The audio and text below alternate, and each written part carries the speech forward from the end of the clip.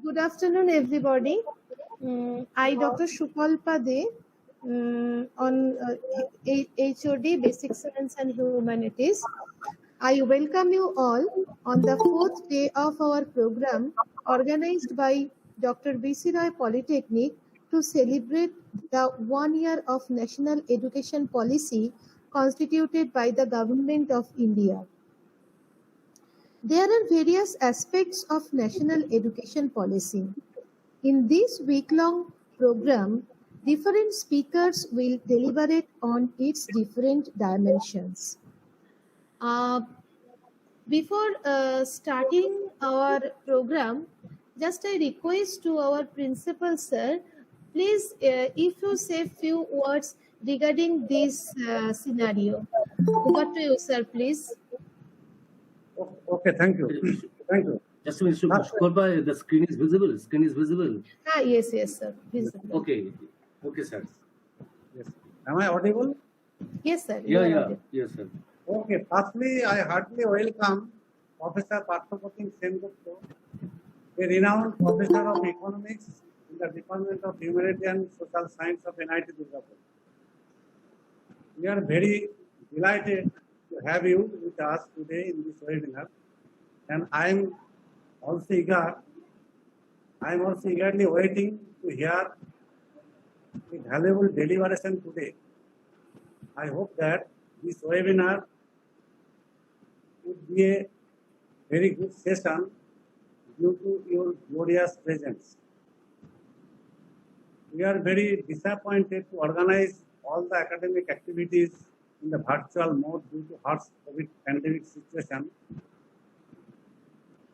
But we are very hopeful that we will start every academic activity in the physical mode immediately after prevailing normalcy.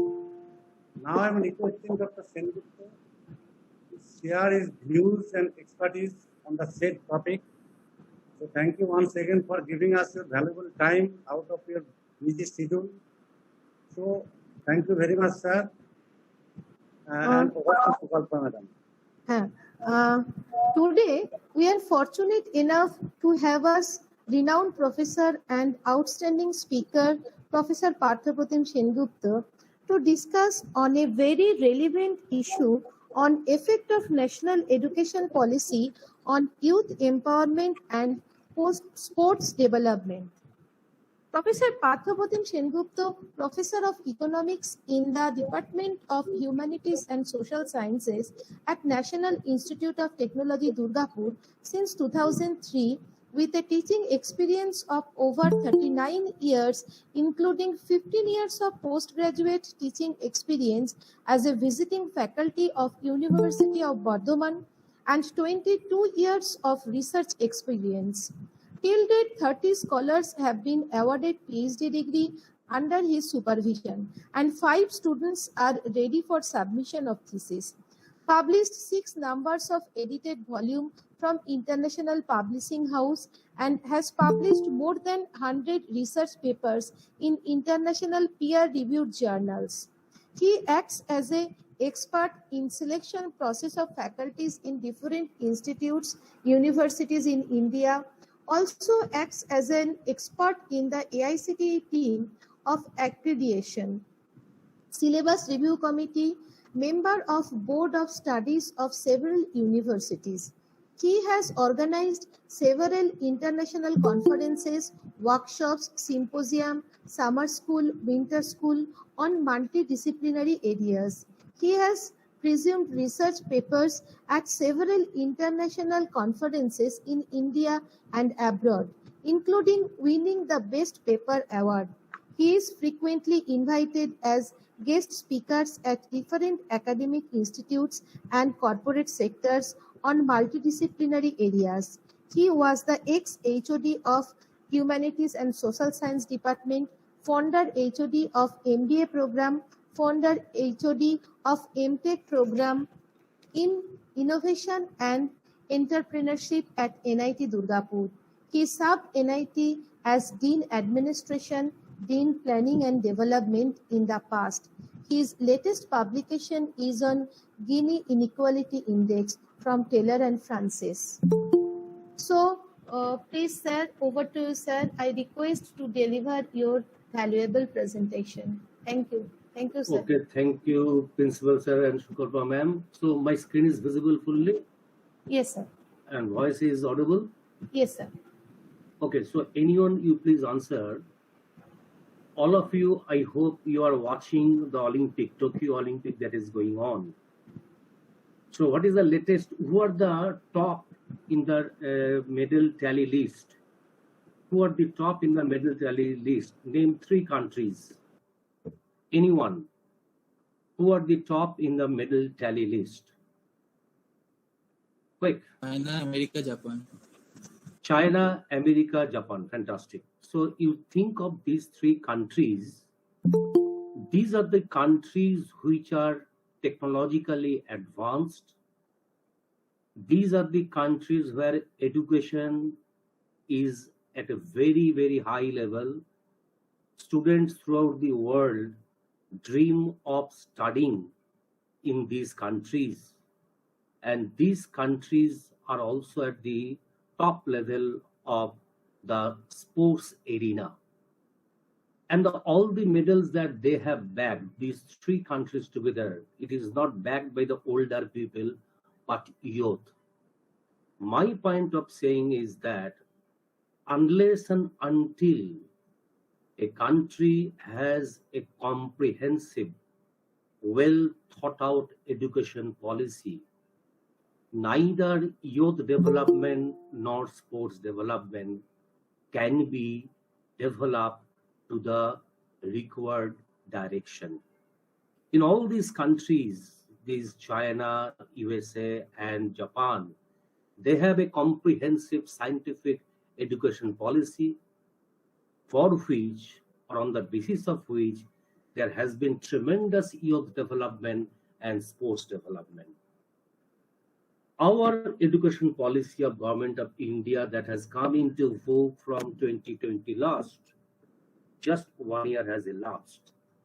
So it is a comprehensive education policy after 34 years, 1986. It is focused on developing youth power, youth development through empowering them. And it is also focused towards sports development. The benefit of paying attention to the sports is visible now because many of the Indian players are on the verge of getting medals. 2 medals already were received. Now, before opening my slide, another question I want to ask from the audience, that there are several philosophers in the world. We can think of 2 philosophers of our country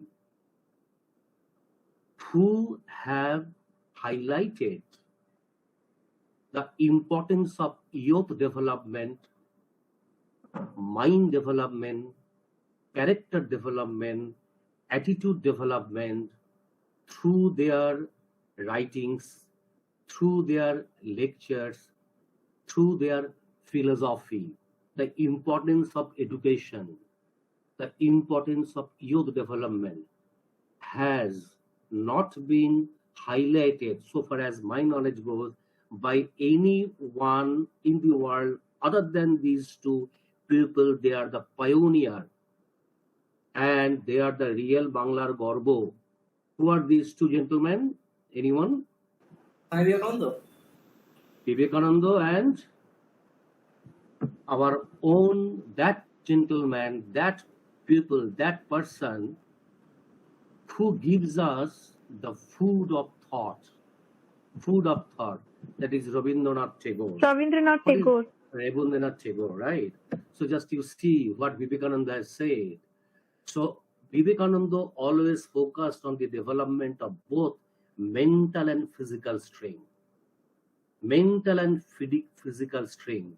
This education policy has highlighted, has taken the spirit of what Vivekananda has said. The new education policy reflects the vision of Vivekananda, who had dreamed of an education system as a mixture of tradition and modern scientific knowledge. Vivekananda always highlighted the importance of modern scientific knowledge along with the tradition of India, a mixture of this. This education policy 2020 as a reflection of the mixture of tradition and modern scientific knowledge. What about Rabindranath Tagore?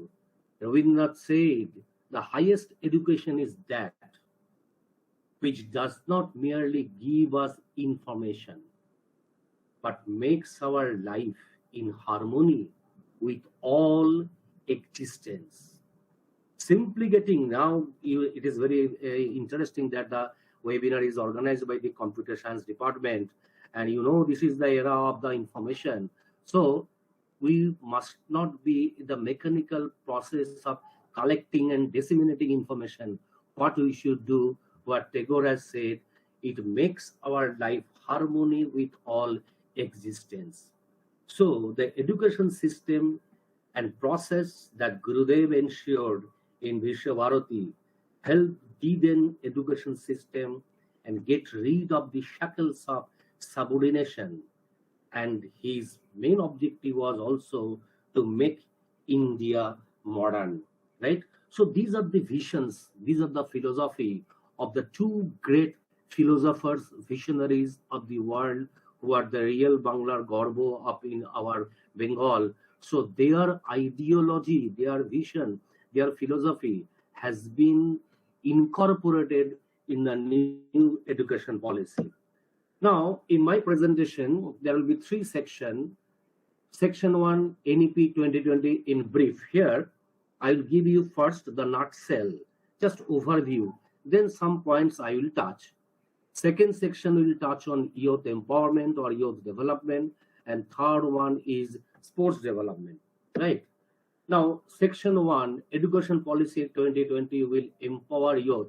What is that? Just equitable society. It is focused towards equitable society. And India with huge young demographic, high quality educational opportunities to youth, especially in this COVID-wracked times, is necessity. And this education policy will help the students, enables the youth for their intellectual development to deal with the challenges of a fast changing world. Now you see, this pandemic had created a havoc, odd to us. But is it that the human beings are totally crippled? Yes, we are crippled somehow, but we are trying very hard to stand, to keep our head high, and to keep all of our activities intact. That is, we are ready to face the challenge. We have to take the challenge. So, new education policy has been enacted with a motto, with a view to create, on the one hand, equitable society, on the other to nurture the intellectual development of the youth so that they can face the challenge in the fast changing world. Our Prime Minister has also said that what is the objective. Recently, we have 1 year of this education policy, and our Prime Minister has given lecture. So national education policy's objective is transforming India, contributing to an equitable and vibrant knowledge society by providing high quality education to all. High quality education to all. I'll just come to the next main section 1. So these are the philosophy, these are the visions of Government of India so far as the new education policy is concerned.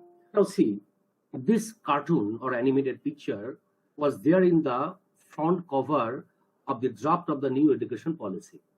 I am asking anyone to say, what are the implications? What is the implication from this photo? What implications are there? Anyone say, what are the, if this is, all of you know, TAT, T-A-T, TAT. TAT means thematic apperception test. You are given this picture, you are asked to explain the theme of this photo. Anyone please, whatever be your answer, how this photo creates an impression to you. You see, all of them are having or studying, but what specialty is there? Anyway, you see, There is computer education. There has been enough scope in this education policy to build up the computer competencies of the children. There is adult literacy. There is focus on children education. There is joyful learning. And see the ambience, atmosphere. It is caring the or taking the lessons or just getting involved in the lab of environment, nature. So also focus is also on environment. So this photo, this picture, this slide shows some features like holistic, integrated, inclusive, enjoyable, and engaging. These are the features which are there in the education policy. These are coming out reflected in terms of this figure. Okay, I have delivered a lecture on the similar topic at the Ministry of Education, Government of India at Allahabad. So there I also showed this thing, and those people also liked these new concepts. Even some policymakers was there, so they also thanked me that yes, these are the things it is explained there. Anyway, now I am coming to the point. So after a long gap of 34 years, our national education policy has changed this year. So earlier it was in 1906 National Education Policy. So some important reforms. What are the new important reforms? What is the focus? What is the objective? To make India a global knowledge superpower. Global knowledge superpower, that is the objective. Our vision is focused towards 2030, 2035, 2050. And by that time, we have to be a knowledge superpower, right? With this objective, education policy has been framed. What are the structure? So the cabinet, as you know, it has renamed the Ministry of Human Resource and Development, MHRD, has been changed into Ministry of Education. Now, the main thing is that previous academic structure was 10 plus 2. 10 class was age 6 to 16, and this plus 12, 11 and 12, ages 16 to 18. Okay. Now you see, this 10 plus 2 system has been dropped, and 10 plus 2 has been changed to 5-3-3-4 system of schooling. 5-3-3-4 system of schooling. Many of the guardians, many of the would-be mother or just becoming mother, so they are at a fix that at which age I have to send my kid to any school.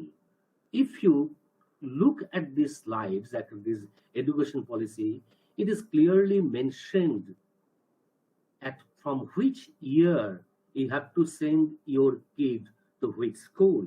This is the system you see. So first, there are 4-tier system, 4-tier: foundation, preparatory, middle, and secondary. Foundation stage 3 and 2, that is 5. It is 5. So then 3, 3, 4. So 5 plus 3 plus 3 plus 4. What is in this 5? 3 years. The kids who are in 3 years. So it is just the preschool Bal Vatika, preschool age from 3 to 6 years. So the new parents, they will not get much anxiety at which age I have to send my kid to where. So whenever the children is at age 3, so they will be in this primary stage. So for where they will be there for 3 years, 3 to 6 years. Then they have to spend 2 years, class 1 and class 2, age 6 and 8. So 3 years plus 2 years, 5 years is expected to create the foundation of the children. Then they will be groomed in the preparatory stage. It is the 3 years course, 3 years course, that is from age 8 to 11, class 3 to class 5. So 3 to 4, 4 to 5, 3, 4, 5. these three class makes prepare the student at the preparatory level who are in the age group 8 to 11. Then the middle, so it is class 6 to class 8, age 11 to 14. That is the third system, third tier again. Here it is the third tier. So 1, 2, 3. Then comes the vital one, the secondary, that is class 9 to 12, age 14 to 18.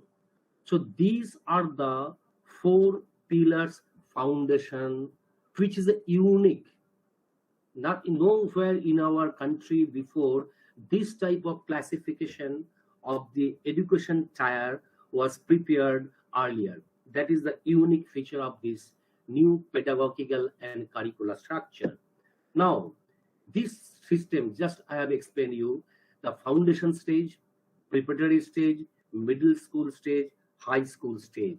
Okay, it's a duration of, again I am telling 5 years. It is just repeat. Includes 3 years of pre-primary and grade 1 and grade 2. Age group is 3 to 8 years.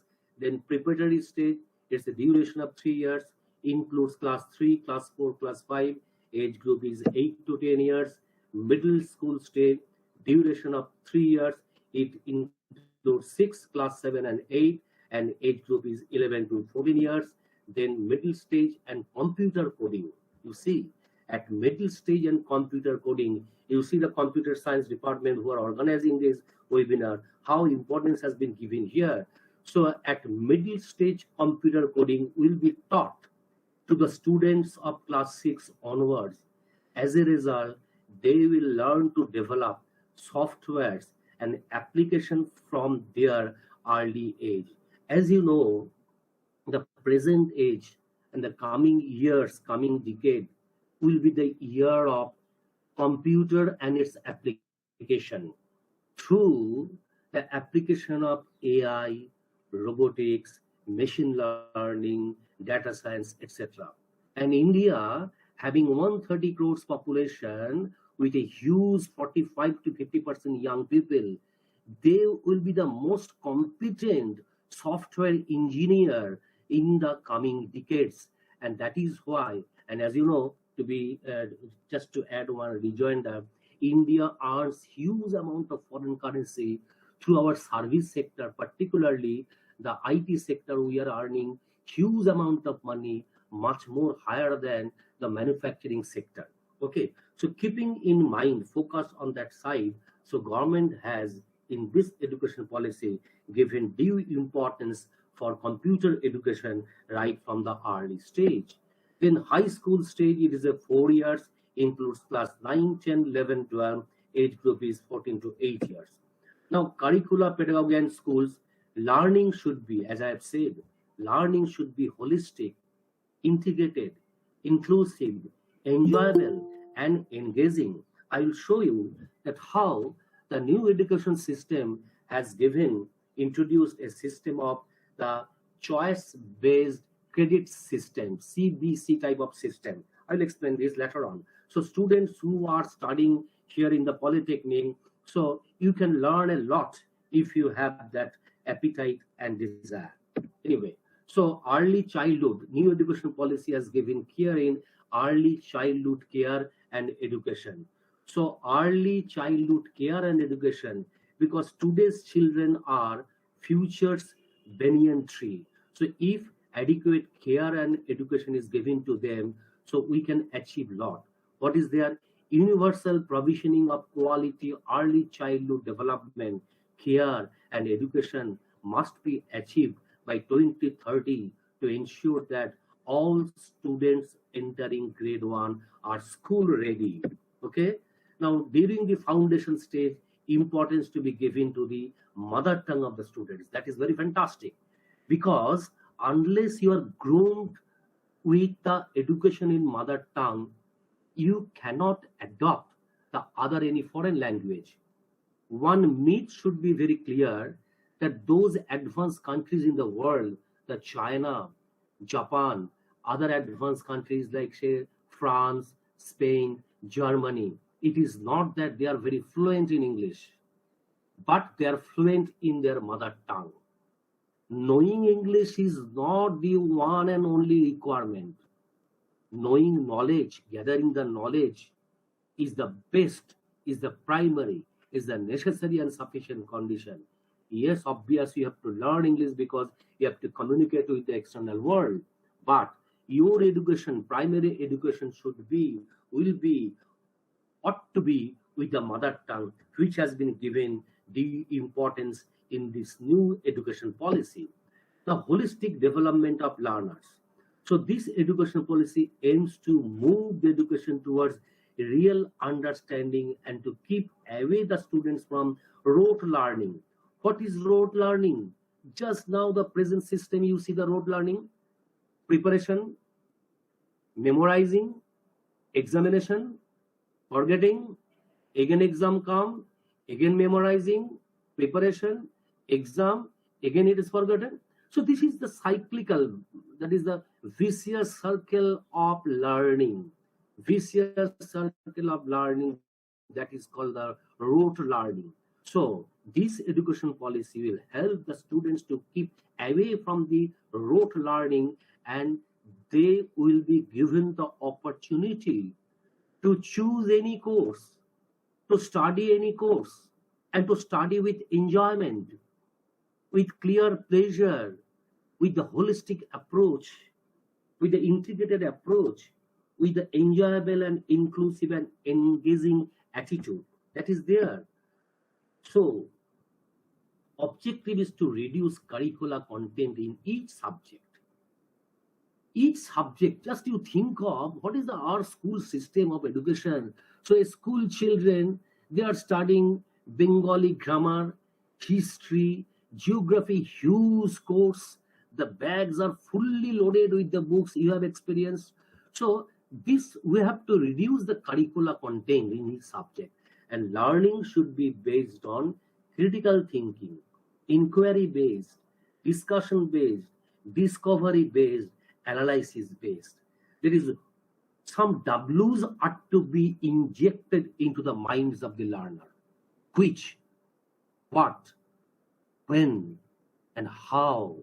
So this will enable the students in the path of critical thinking, inquiry based, discussion based, discovery based, analysis based. It will increase, it will facilitate the process of creativity. That is the objective. Then experiential learning, it includes the following pedagogical approach: arts integrated education, sports integrated education, storytelling based education.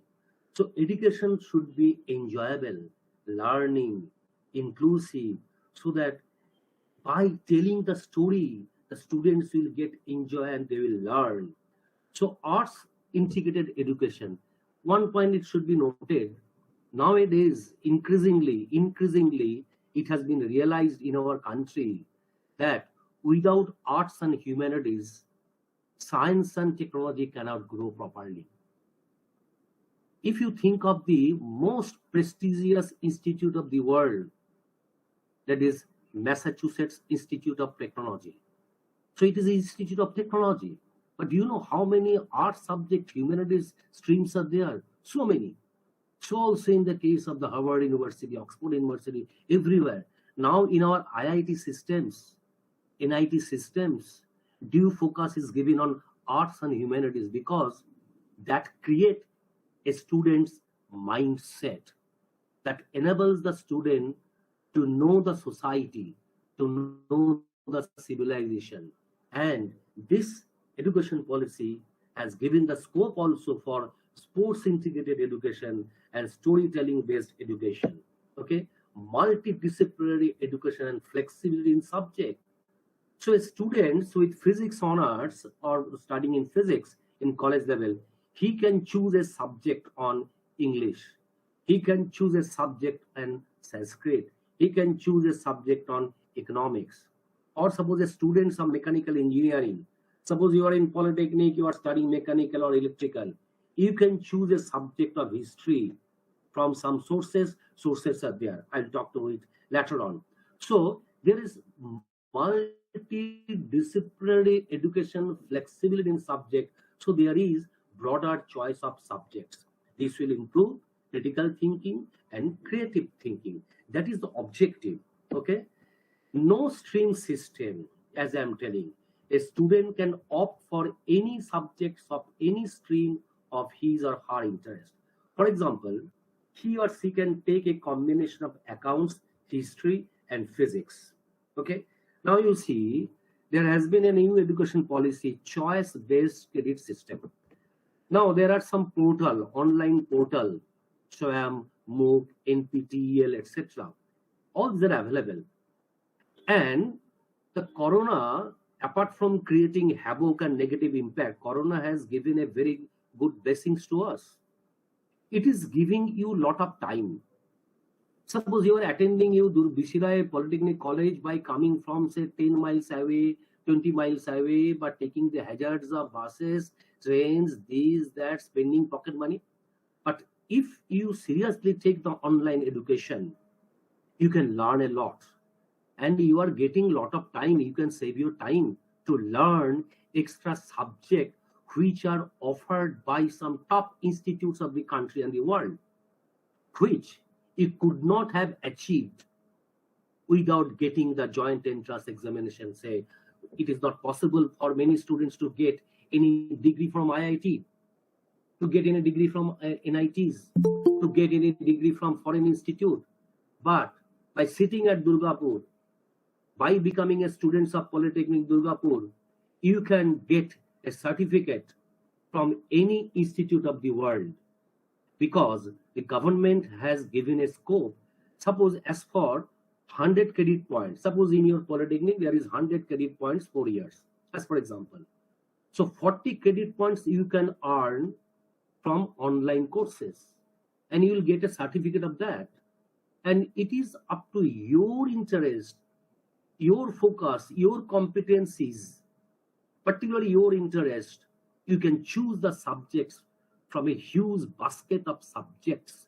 So 40% of the course you can acquire through this online portal, which has given the scope. That is the benefit, blessings of the corona, that you can have your enough time so that you are doing it. Suppose this webinar, had there been no online webinar, you have to come to the institute, you have to spend, it is the monsoon going on, so your dresses will be drenched, these, that, all the odds are there. But by sitting in your room comfortably, you are listening this lecture, you are gathering some knowledge. So this facility is there.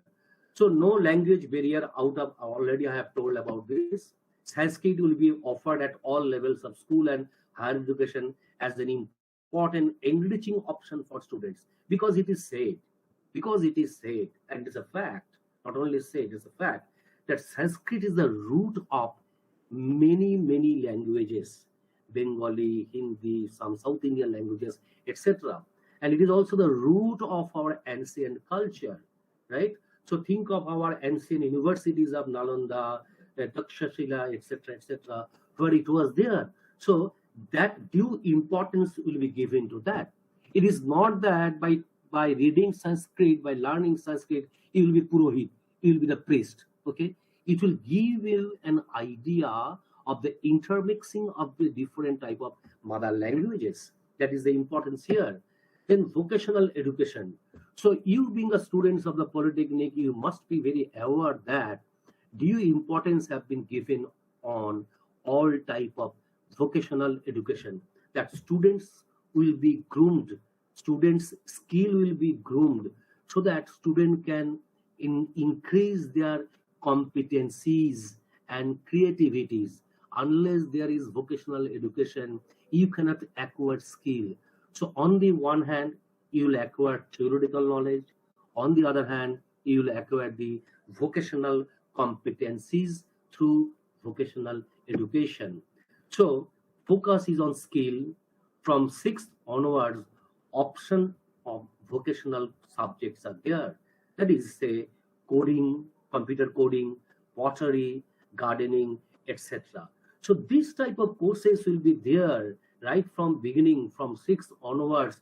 So a students can enrich, can develop his or her competencies in vocational stream.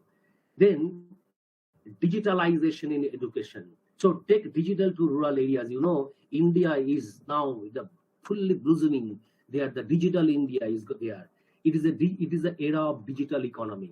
Now all of you carry the plastic money, digital money. Many of us, we do not carry the cash and coins in our purse. So it is by virtue of the digitalization that education is being imparted, international webinar is being organized, and all type of knowledge transfer, this online portal, acquiring 40% of your credit through online platform. It was not possible unless there was digitalization.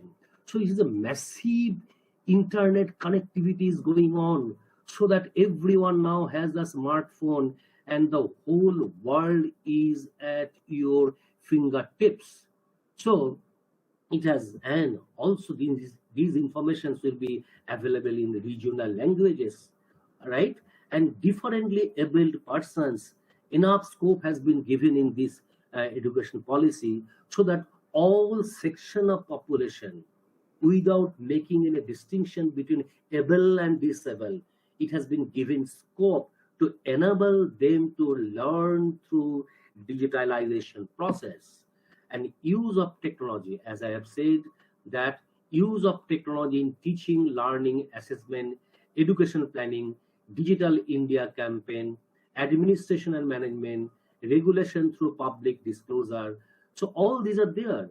National Education Technology Forum is there, MOOC platform is there, then developing friendly education software, e-content, all of you know, these virtual labs are there, online assessment and examination. So this type of online education system, we were not so much acquainted prior to COVID. So this is the blessings of COVID, that COVID has enabled us, given the opportunity to learn through technology. So technology is developing fast, and fortunately, this webinar is being organized by the computer science department.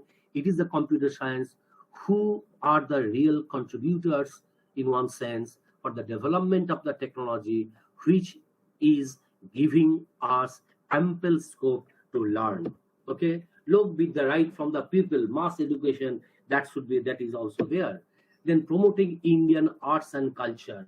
So without knowing Indian arts, Indian culture, Indian heritage, you cannot be a very good citizen. You cannot be a good engineer unless you know India's culture, India's heritage, India's arts. Okay, so a citizen cannot be a good citizen unless they are acquainted with, unless they gather the knowledge of their own country's mother tongue, culture, their civilization, their heritage. One must be aware of it, and this is there in this system. Basic training in health, and the COVID situation, in the post-COVID situation, basic training in health is extremely necessary. You see, when the new education policy draft was prepared, there was no danger of COVID or pandemic, but the government fortunately has given the importance that the basic training in health to all people will be given. What type of health? Not physical alone, mental health, nutrition, personal and public hygiene, first aid, and preventive health. Unless there is good health infrastructure, good human resource cannot be developed, because population is like a resource. That is why it is called human resource. And unless there is a good human resource, a country cannot develop, because apart from money, capital, land, everything, materials, another very, very important, most important material of making production, making development is human resource. And human resource will be developed through a proper health curricula, health infrastructure that is given importance in this education.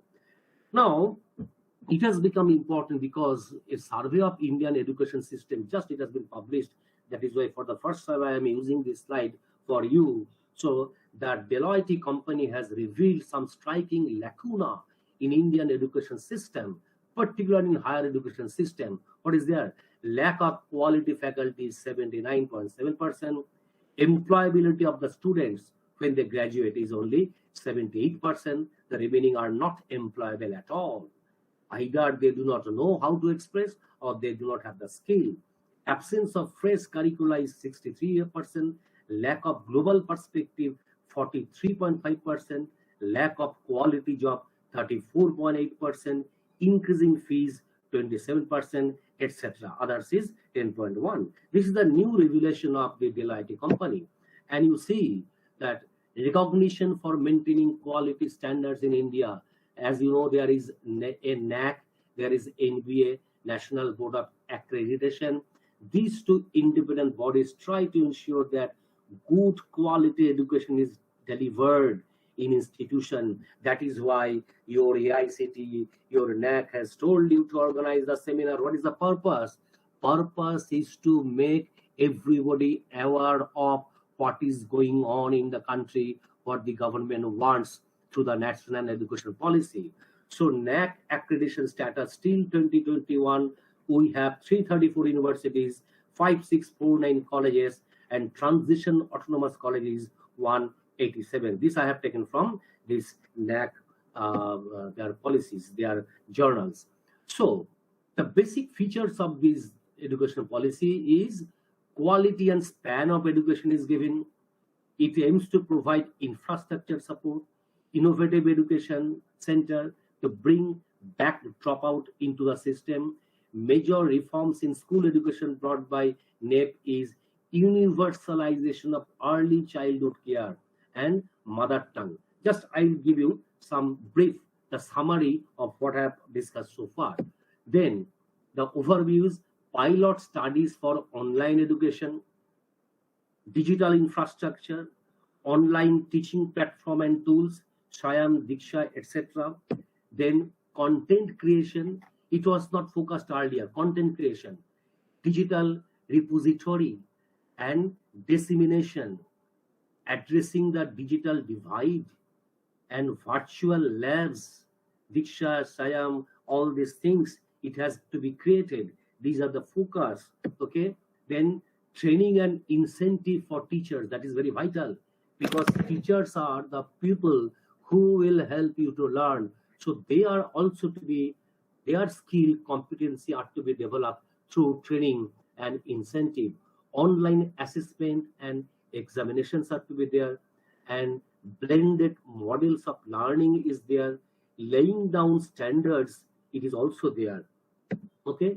Then policy overview, key points are what? School education, what is there? Early childhood education, foundational literacy and numeracy, curricula and pedagogy, universal access. I am repeating this with the intention, these are the salient features of the education policy. That is why the key points I am hammering repeatedly, okay? Just in nutshell. So school education also equitable and inclusive education, teachers training, transparency in recruitment, teachers incentive should be there, school governance should be very clear and transparent, regulation of school through the appropriate body should be there. Then in higher education, there is new architecture, liberal education, governance, where there will be independent board without any government intervention or political intervention. There should be transparent, free governance, what is very important, and regulation will be there, proper regulation to keep them on the proper shape. Then teacher education, this point particularly, teacher preparation. Teacher preparation program will be rigorous and will take place in vibrant multidisciplinary higher education institution. Professional education has been given the importance, okay? So as for example, that is, you are in a polytechnic because you are studying the professional courses. So the importance has been given to this type of courses, where through the vocational competencies will be grown, skill will be developed. So all professional education will be an integral part of the higher education system, okay? So standalone technical universities, health science universities, legal and agricultural universities or institutions in these or other fields will be discontinued. So all institutes will be integrated so that there is interaction, there is proper network, okay? Then vocational education is to be there. So it is that this will be an integral part of all education. This policy aims to provide access to vocational education to at least 50% of all learners by 2025. Another is that important, a national research foundation will be created for innovation and technology development, and technology in education will be given the importance, and more technology will be used in imparting lessons and education. Okay. And another important, in my that slide, animated slide, it was, I told that due focus has been given on environment. So now in the era of global warming and environmental pollution, adequate emphasis has been given by the world organization like UNO, etc., that there should be proper sustainable development. And so, and for the sustainable development, gender disparity, gender inequality are to be removed. So this education policy has given focus so that by 2030 to eliminate gender disparity and to ensure equal access. By 2030, all youth and a substantial proportion of adults, they will be given literacy and numeracy. All learners acquire the knowledge and skill, build and upgrade education facilities, and by 30, substantially increase the supply of qualified teachers. That is also there in this policy. And by 25, at least 50% of learners will be given vocational education.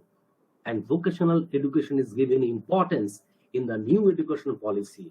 So here you being the students of Polytechnic stream, you know where is your importance. The government has given importance. Your institute is giving you the opportunity. You have to take it. Hence, the new education policy has been also focused on community building. Okay. Now I'm coming to the section 2. So still it is audible and visible, dear students and the teachers. Is it okay? Yes, yes, Yes, sir. Yes. Okay. Now Yes. section 2 you come. New education policy and youth empowerment. Okay. Who are youth? What is there with the youth? Youth is the spring of life, isn't it? So the out of the seasons, summer, monsoon, cold, etc., the most romantic season is spring. Our spring of life is youth. It is the era of learning, era of dreaming, era of imagination, era of creativity. Youth is the age of discovery and dreams. Youth of today is the entrepreneur of tomorrow, a step towards Atmanirbhar. Primary role and right of young people is to get a good education. It is a right. And right is there, opportunity will be there, but you have to take it. They need to learn skill to do the job that their country's economy needs. You have to develop skill to help the country as per its need. That is the youth. Okay. Power of youth is what? According to the census, that 64 crores of youth between age 13 to 35. So projected figure is 70 crore. 47% of total population in India, they are the youth. So youth are integrally, they are required. If they all join, they can develop the following things. The youth, if they are empowered, youth, if they are developed, youth, if they are given proper education, so they will help in developing education, agriculture, society, economy, even Indian politics. So Indian politics also need educated people, educated youth. Okay. Then education is what? The entire success of the nation depends on the youth. As I told you, just you see that medal tally. So it is not the older people, they are getting the medal. It is the young people who are participating, right? It is the youth who build the nation. So entire success of the nation depends on youth. However, in order for continuous success to take place, it is the government's responsibility to provide the youth with proper facilities for getting equipped with the knowledge of the modern era. Then what is required? investment in education infrastructure and faculty to increase supply of professionals with relevant skills in remote areas. India is a vast country, so there should be efficient, knowledgeable, skillful teachers and infrastructures all over the country at every nook and corner. Investment in training institutes to upgrade skills. You are very fortunate that BCI Engineering College has a very good infrastructure in the Polytechnic education in comparison to many institutes Polytechnic all over the country. Standard and bodies to certify skills to ensure employability. It is there in the education system. Role of youth in nation building, as you know. Firstly, students in colleges and universities can educate the uneducated people.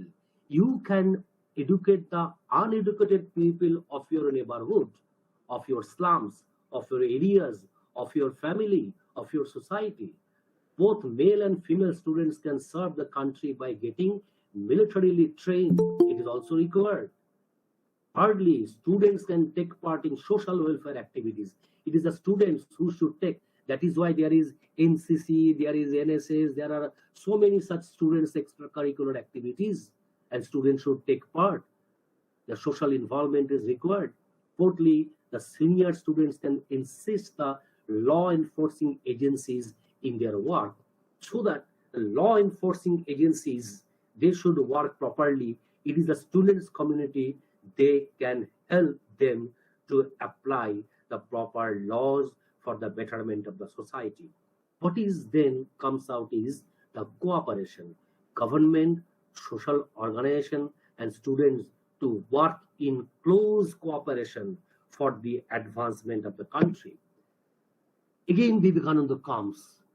I do not find any such philosophy as regards to youth development to anybody's writing other than youth.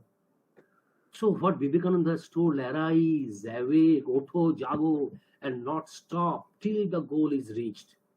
So continuously you have to work, you have to learn, you have to strive, you have to move forward unless and until your goal is reached. Stand up, be bold, be strong, take the whole responsibility on your own shoulders, and know that you are the creator of your own destiny.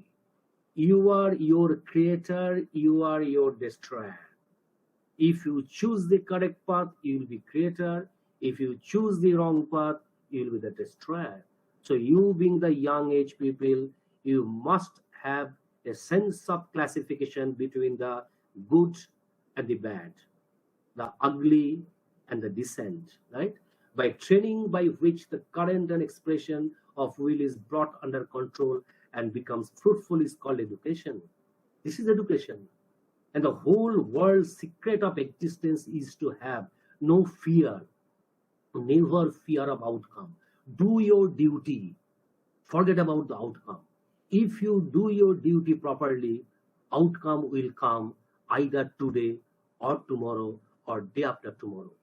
What is required is then purity of mind and heart, patience, perseverance are the three essential to success, and above all, love. Love for the people. Love for the people. This is what Vivekananda has told. And this is all there, all these themes are there in the education policy. So youth empowerment is the aim of NEP, New Education Policy. Youth is like a fire. It creeps forward. A spark at first, growing into flame, and then brightening into blaze. What I mean to say, a simple spark will lead to a flame, and the flame will create the blaze, the inferno. So if you properly guide the spark, it will be a flame, and that will create the blaze. Therefore, nurture your creativity. That is why, how it can be done, you have to dream first. If I ask you, what is your dream? I have asked to our students also, what is your dream? Most of the people, they cannot say, what is my dream? So you have to dream first before your dream gets materialized. So I will advise the students listener that you, after this, when you go back, when you will be going to your sleep, you set a goal. You try to think what is your dream, what you want to be. And when you set your dream, then try to achieve it. Try to make yourself develop with all those skills and competencies. Okay? Then section 3 I am coming. This is all about the youth development that I have told. Sports development is the promotion of sports activities for the development of the community. Now, one point, again, I am asking to the listeners, participants. As you know, we have the total working hours as per the traditional system. The whole 24 hours of day is divided into 3 of 8 hours duration. 8, 8, 8. 1 8 hour is for work. What about the other 2 8 hours? Anyone please say? Anyone please say? 8 hours for sleep. Then another 8 hours? Other 8 hours for our family and our recreation and everything. Recreation, because your 8 hours is not only sleep, but to engage with your family, with your leisure, right? And leisure is not sleeping on your bed, just like Shavasana. Leisure is engaging your leisure time in creation, in entertainment and sports activity. Because it is through sports activity that makes you not only physically active to keep your blood circulation properly, but also your mental frame is prepared properly. Once you enjoy the 8 hours with sports activity, then you can sleep very properly for the next 8 hours. So if you enjoy the 8 plus 8, that is 16 hours properly, then on the next, when you go for work, you can engage with full attention for the next 8 hours of work. That is the science behind this. This was being created, the May Day in 1848, probably in Chicago's Hay Market. That was the demand of the workers. So sports development is an integral part of our body and mind, and to make a citizen properly. So successful sports development depends largely on effective partnership and networking with a wide range of community groups, service providers, facility operators, national governing bodies, local authorities, and voluntary groups. Unless proper care is given to the remote area of Manipur, Mizoram. So these two beautiful ladies who have bagged medals in our Olympic, this could not have been achieved. Now in Indian soccer, it is the Manipur people, they are contributing much heavily in our Mohun Bagan, East Bengal, ISL League, etc., etc., etc. They are the people who are bubbling with energy, physically strong, mentally strong. So sports development is not merely a pastime to enjoy leisure. It is a science through which the body and mind will grow to create, to nurture, to instill the creativity. And sports development mission statement, that is due importance has been given in this NEP, to develop and promote sports and leisure opportunities for local residents and workforce from foundation to excellence, removing barriers to participation, promoting personal, social, and community development. This is also very required. The sport development movement started in the early 1980s. Think of yourself, those who are teachers having children, and those students who were children also. If you are locked in your doors, if you are not allowed to go outside to engage yourself in sports activity, how do you get fresh air to study and to concentrate in learning when you come back to your home? That is why sports development, sports engagement, sports involvement is an integral part of human development. one of the human development index is proper development of the sports activity. Who is involved in sport development? Teachers, physical education staff, coaches, facility managers, community outreach workers, youth workers, health specialists, policymakers, and sports development officers. They are the stakeholders they have to give, they have to exercise, they have to create the facilities. Okay? How can we define sports development? You see, there are two words, sport and development. Sport has been defined in terms of competitive, rule-governed games involving some physical activity, that is sports. And development conjures up notions of maturation, education, and consolidation of competence, skills, and knowledge. The idea to put both words together, sports and development, suggests a new and improved outcome is possible. So you just think, what if there is unequal emphasis in sport development? Sports without development? Is it meaningful? Sports without development? Or development without sports? Is it meaningful? So China, USA, and Japan, there is sports development on the one hand, there is economic development on the other. There is technological development on the other. This is the word that I have started with, taking the examples of the Olympic going on. So these countries have developed their sports, these countries have developed their economy, these countries have developed their technology. That is the integration, synthesis between sports and development.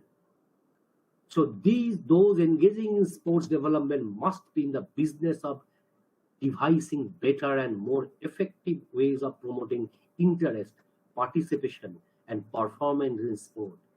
An important and contentious area facing sports development has been the need to work at both grassroots level and in elite sports.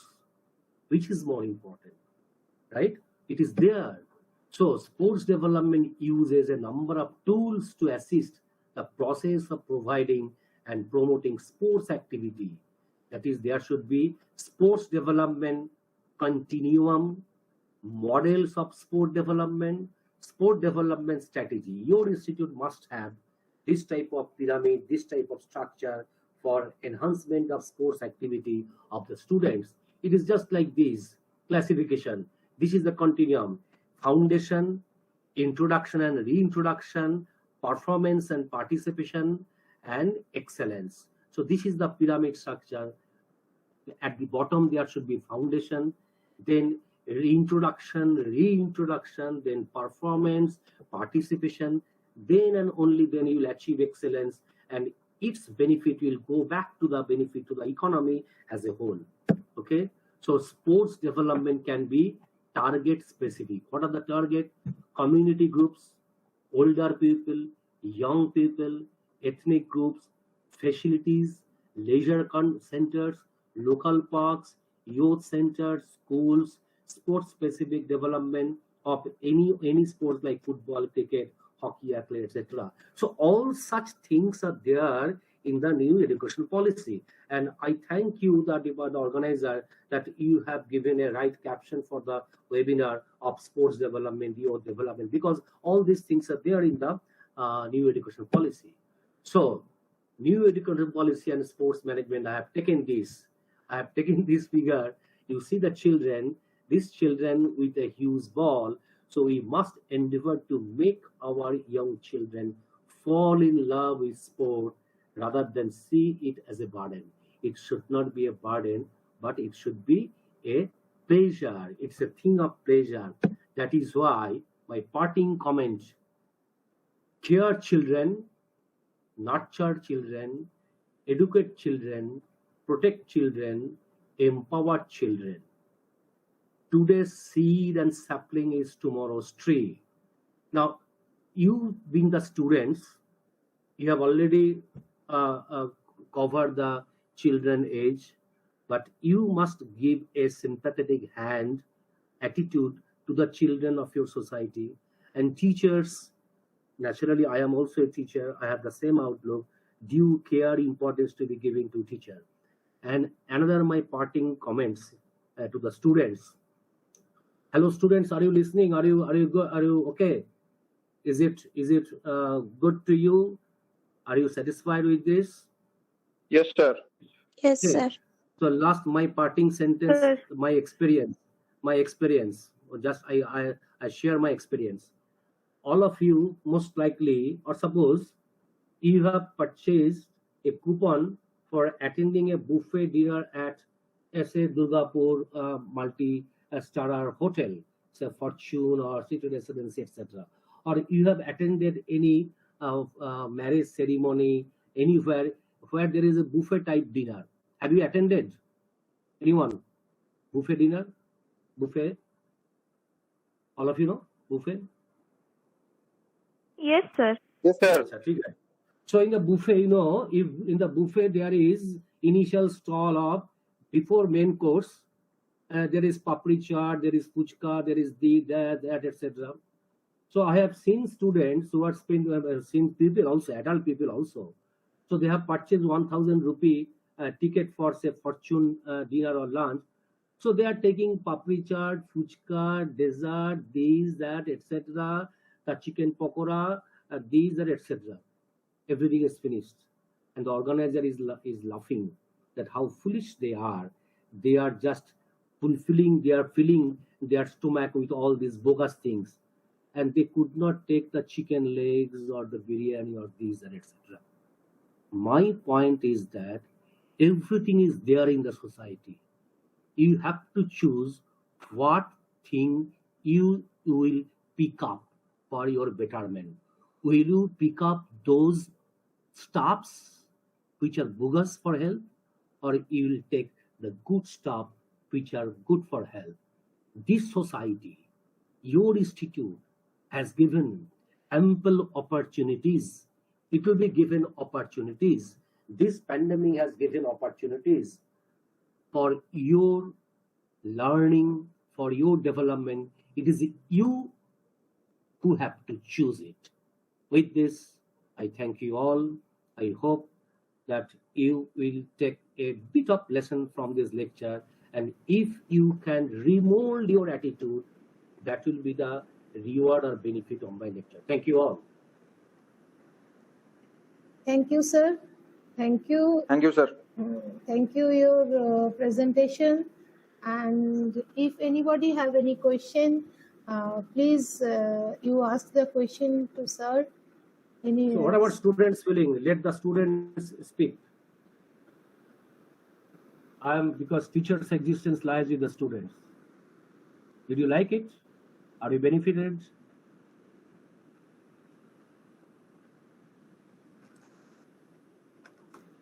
Probably they have left. No, sir. Lots of students are here actually. Okay, anyway. Okay, so we can close the discussion, madam. Okay.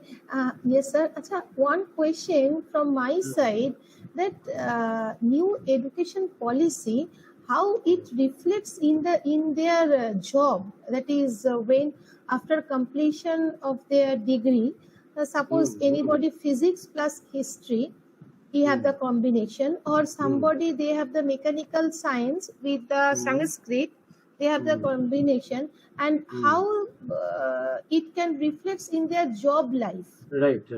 You see, the objective of the society must not be to make any student, just a machine. A student in future will be machine with a mind. Mind will be created through the non-professional courses, language courses, the arts, science, humanities, etc.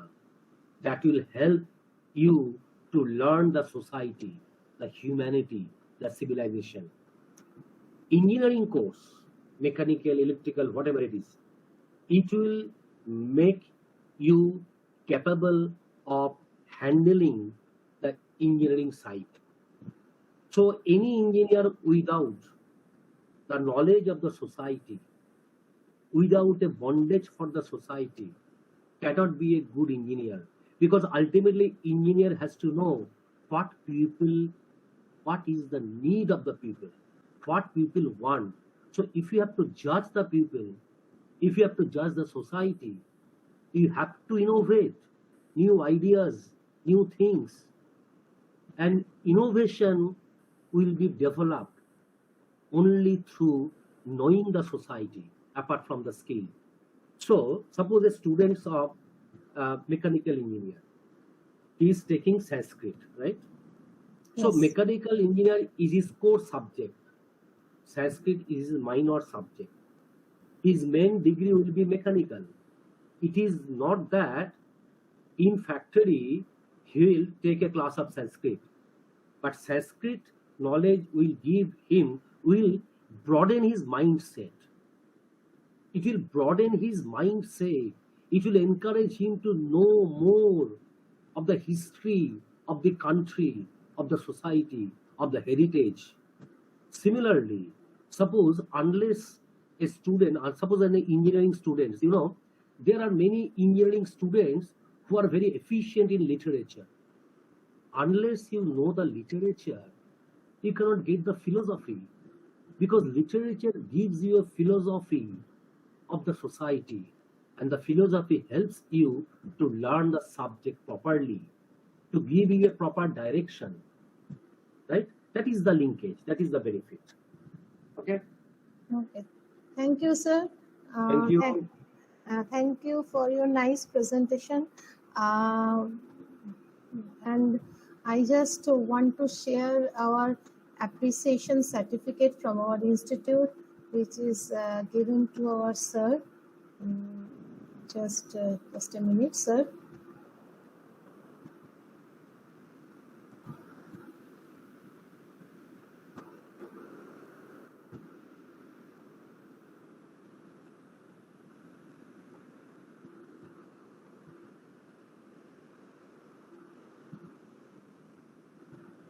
Is it visible, sir? Visible. Oh, fine. You see, this is the technological kamal. So that is the blessings of technology. So online, on the spot delivery of the virtual certificate. But I need a hard copy also. Actually, we send you this certificate through email. Sure. Thank you, sir. And just Okay. over to our computer science HOD, sir, Piyush Kanti Ghosh, sir. Please, over to you. Thank you, ma'am. Thank you, ma'am, very much. Good afternoon, everyone. I am Piyush Kanti Ghosh, lecturer in the Department of Computer Science and Technology. On behalf of Dr. B.C. Polytechnic, I am here to present a vote of thanks for today's webinar. I would like to thank our webinar speaker, Professor Partha Segupta sir, for enlightening us with his knowledge. I am pretty sure that precious knowledge that sir gave us will definitely will help us in our future. Once again, I would like to thank our Professor Partha Segupta sir for giving us his valuable time from his busy schedule. Thank you very much, sir. I would like to thank our principal, Dr. Chandan Kumar Ghosh sir, for giving us the permission and encouraging us to organizing this webinar session. I want to thank all the faculty and staff members of Dr. B.C. Polytechnic for helping us to make this event more successful. I want to thank our program coordinator for today's webinar, Dr. Sukalpa Demam, HOD Basic Science and Humanities, for beautifully coordinating the webinar. And finally, I want to thank all the participants present here for paying their attention and learning. Thank you very much. Thanks to all of you. With this, we are going to wind up the webinar. Thank you all. Okay, Thank bye. you. Thank you, sir. Thank you. Thank you, sir. Thank you very much.